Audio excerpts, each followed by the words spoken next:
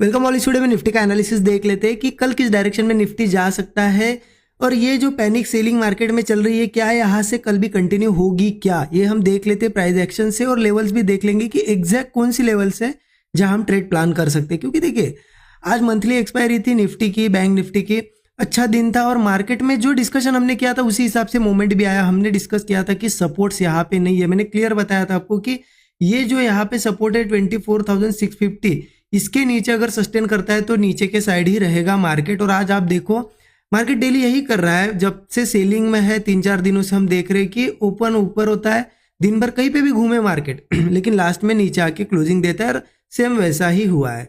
अब डिस्कशन के हिसाब से देखिए व्यू सेलिंग का था, सेलिंग के हिसाब से अगर मेजर ट्रेड देखा जाए तो कहाँ बन सकता था, कहाँ प्लान किया होगा आप लोगों में से किसी ने?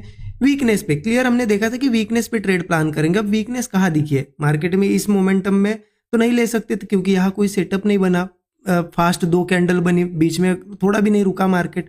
अगर यहाँ पहली कैंडल के बाद थोड़ा रुक के नीचे जाता तो चलो एंट्री ले सकते थे, तो यहाँ तो कोई एंट्री नहीं बनी, मार्केट रिवर्स कर गया, फिर यहाँ से थोड़ा यहाँ पे नीचे आने की कोशिश कर रहा था।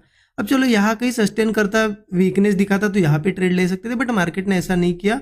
पहली सेलिंग के बाद कंटिन्यू ऊपर जाता गया और यहाँ पे इस लेवल के आसपास देखिए एक बढ़िया डबल टॉप जैसा पैटर्न क्रिएट किया, यहाँ पे ब्रेक डाउन दिया, मतलब यहाँ दिखी वीकनेस, यहाँ इजीली ट्रेड ले सकते थे और इस मूव को कैच कर सकते थे एज पर एनालिसिस, ठीक है। बट मैंने यहाँ पे ट्रेड नहीं लिया। क्यों नहीं? क्योंकि ऑलरेडी मेरा ट्रेड हो गया था। क्यों यहाँ पे क्यों ट्रेड मैंने पहले ही लिया और कहाँ ट्रेड हुआ मेरा? मैंने यहाँ पे रिवर्सल आज के दिन ट्रेड प्लान किया। आपको पता है जैसा कि ट्यूसडे के दिन, वेडनेसडे मार्केट क्लोज था, ट्यूसडे के दिन क्या किया था मैंने?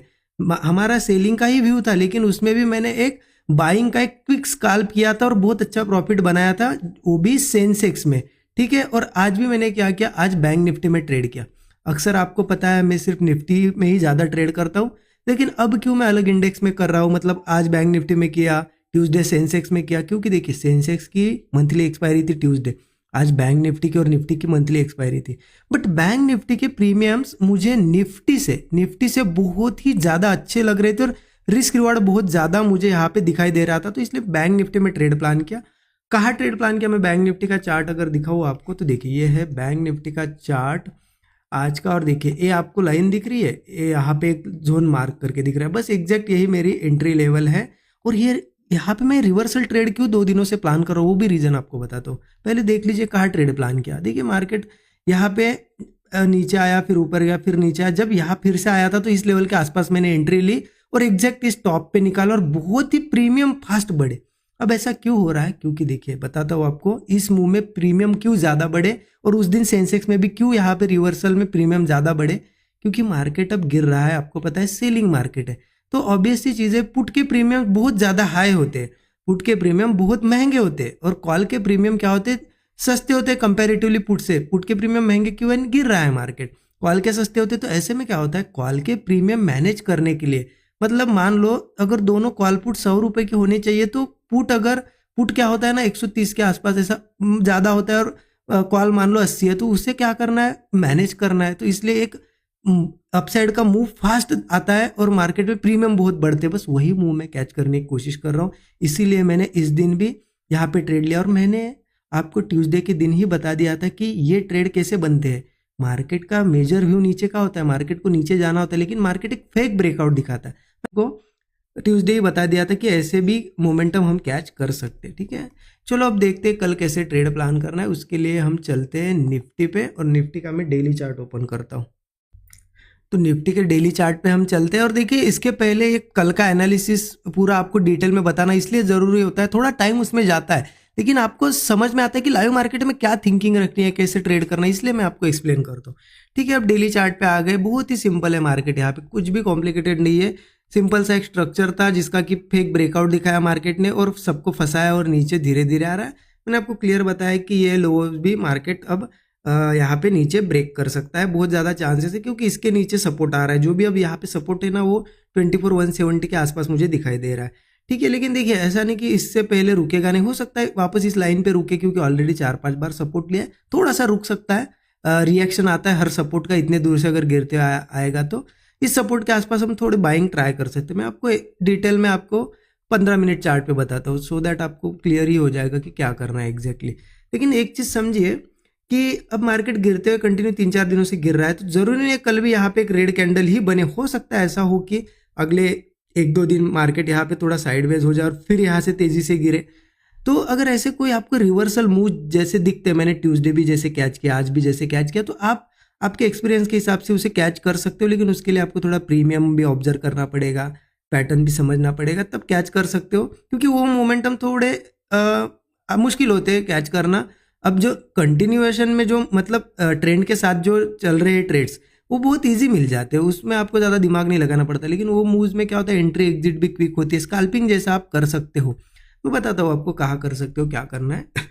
उसके लिए चलते हैं हम 15 मिनट चार्ट पे, ठीक है। 15 मिनट का चार्ट ओपन कर दे, आप क्लियर है आपको कि नीचे तो एक बार इस सपोर्ट को टेस्ट करने आएगा और इसको भी ब्रेक करके नीचे जाएगा।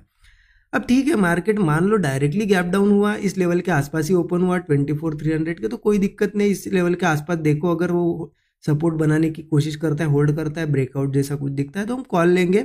ज़्यादा मैं ये नहीं बोल रहा हूँ कि यहाँ से बहुत ही बड़ा मूव, यहाँ से एक बाउंस बैक आएगा तो उसको हम कैच करेंगे। 1:3, 1:4 जो भी मिलेगा हम ले लेंगे। लेकिन मार्केट इस लेवल के आसपास आता ही नहीं है, कल गैप डाउन करके वगैरह। मान लो यहीं पे कहीं ओपन हो रहा है तो हम सेलिंग साइड जा सकते हैं, लेकिन कैसे जाना है वो समझिए। मार्केट आप इतने तीनों दिन का मुंह देख लीजिए, सीधा सेलिंग में नहीं आया है। पहले मार्केट दिन भर यहाँ पे रुकाता है, फंसाता है कॉल वालों को, और फिर जाके एक ब्रेकडाउन देता है बड़ा।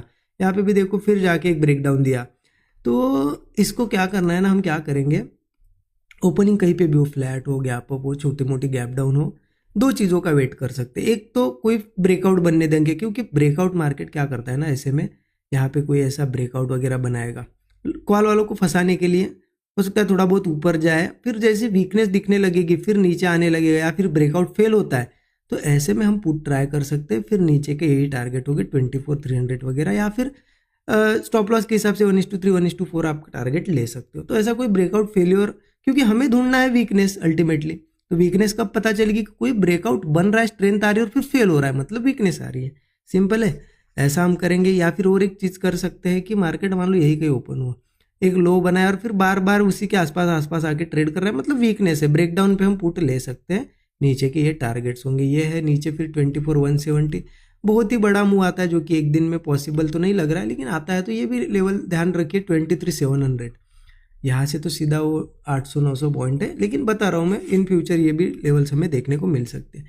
तो ऐसा है, इस तरीके से मूव आएगा। लेकिन मैंने अभी बताया कि कंटिन्यू 2-3 दिनों से गिर रहा है, तो ज़रूरी नहीं है कि फिर सेलिंग में ही जाए। हो सकता है थोड़ा बहुत बाइंग दिखाया, ऐसा साइडवेज भी हो, तो कुछ बाइंग वाले सेटअप जैसे आज मैंने यहाँ पे कैच किया, तो ऐसे बनते हैं तो आप कैच कर सकते हो।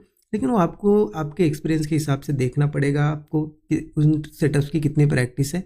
बाकी आप जो कंटिन्यूएशन वाले होते हैं, मतलब जो ट्रेंड के साथ है, कहीं पे भी ब्रेकआउट फेल हुआ या फिर वीकनेस दिख रही है, तो सेलिंग करके इजीली प्रॉफिट हम जनरेट कर सकते हैं। इस तरीके से प्लान करेंगे, और बाकी जो भी ट्रेड बनेगा मैं स्टूडेंट ग्रुप में तो ज़रूर शेयर कर ही दूंगा। Thank you so much everyone.